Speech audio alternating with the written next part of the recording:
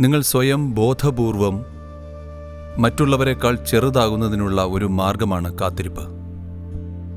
മനസ്സെപ്പോഴും പ്രവർത്തിച്ചുകൊണ്ടിരിക്കുന്നത് മറ്റുള്ളവരെക്കാൾ സ്വയം എങ്ങനെ വലുതാകാം എന്നതിലാണ്.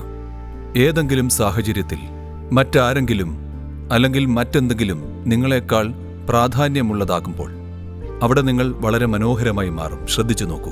അതൊരു വ്യക്തിയാകാം, അതൊരു വസ്തുവാകാം, അതൊരു ആശയമാകാം, അതൊരു ലക്ഷ്യമാകാം.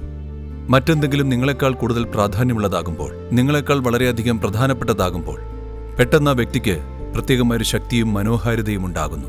മറ്റുള്ളവർക്ക് അറിയാൻ പോലും സാധിക്കില്ല. ഇത് നിങ്ങളുടെ ജീവിതത്തിൽ നിലനിർത്തുകയാണെങ്കിൽ നിങ്ങൾ എവിടെ പോയാലും, നിങ്ങളുടെ അടുത്ത് ആരാണെങ്കിലും നിങ്ങൾ അവർക്ക് വേണ്ടി കാത്തിരിക്കുക. നിങ്ങൾക്ക് കാണാം, നിങ്ങളുടെ ഉള്ളിൽ വളരെ വലിയൊരു പരിവർത്തനമുണ്ടാകും. അനുഗ്രഹീതനായ ഒരു മനുഷ്യനായി നിങ്ങൾ മാറും.